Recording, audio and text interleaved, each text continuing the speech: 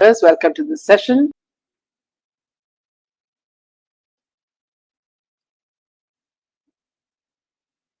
Now, if you're moving on to platforms like Amazon and via Amazon Prime Video and Netflix, they are helping Bollywood producers a lot, but the impact is mixed, both positive and challenging.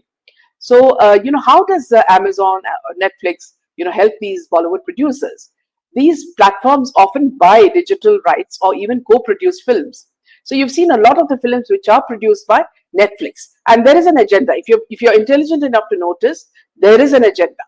They push a lot of things like gay sex and lot of other facts like that, because they want to see the social fabric of India change.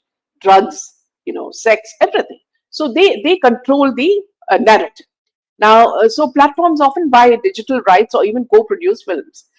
Producers recover a big chunk of money upfront, reducing box office pressure.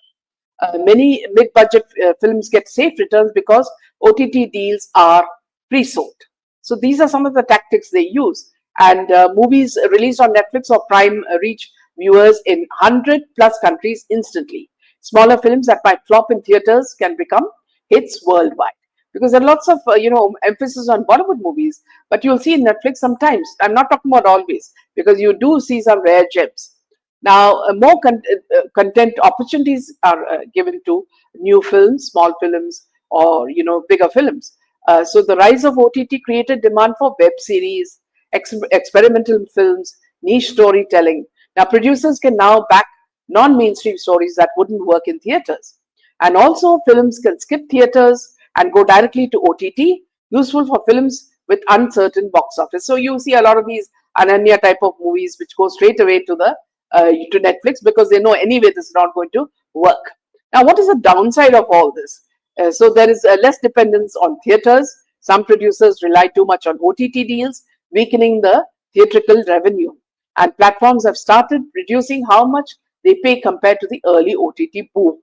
Also, OTT platforms often demand script changes, data-driven storytelling. This can limit the creative freedom of these movies or short films.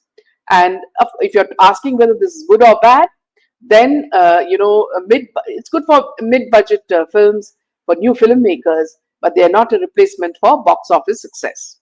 And as you see, movies like Dhurandhar, by word of mouth has become such a huge success. Lena says Israel has asked for Dhurandhar 1 and 2 to be shown inside Israel with their language. Yeah, that's very good news, Lena. Now, moving on to Priya Sachdev Kapoor, who was married to, who was married to Sanjay Kapoor. Now, this case is really moving into a messy legal fight over his massive estate. Now, things got heated when Sanjay's kids and his ex-wife, actor Karishma Kapoor, went to Delhi High Court. They're accusing Priya of faking Sanjay's will. On top of that, the battle over the RK family. Now, trust is getting worse. So they don't trust the RK family trust as well. So what did the notice sent by Priya Sachdev Kapoor say? The notice said that the RK family trust came together in 2017 as a private permanent trust for Sanjay Kapoor. While he was alive, he was its only beneficiary. After his death in 2025, the trust's benefits passed on to his children, Azarias Suri Kapoor, Samira Kapoor, and Kian Kapoor. The notice goes on to say there were worries about things Rani Kapoor did after Sanjay died. It points to a cease and desist letter from January 2026. Also, it mentions that Rani Kapoor had taken the flight to Delhi High Court herself, where she's questioning if the trust is even valid and asking the court to decide what happens to its assets. Now, Sanjay Kapoor's will disputes escalates now. In her notice, Priya says these actions violate both the Trust Deed and the Indian Trust Act 1882 and also harms the interests of the beneficiaries. Now, she's invoked clause 8.11 of the Trust Deed to remove Rani Kapoor as a trustee. She makes it clear that after March 25, Rani Kapoor won't have any authority to act for the trust or handle its assets, documents, or effects.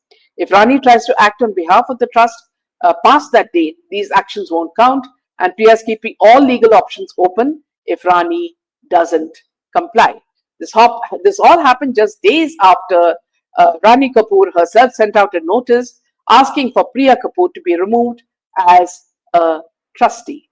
So a lot of complications in this case, and you know, I suppose it's just going to go on and on as it does in all these cases. So this is all for tonight, friends. And I'll just take a few more comments. Lena says, Priya is the present wife. Karishma is ex and known to be greedy. Yes, absolutely. Karishma, Karina, all of them seem to be, under the influence of none other than their mother. So we've heard a lot of instances about this. Absolutely. With this, we end the session. Good night. Jai Hind and Jai Shri Ram.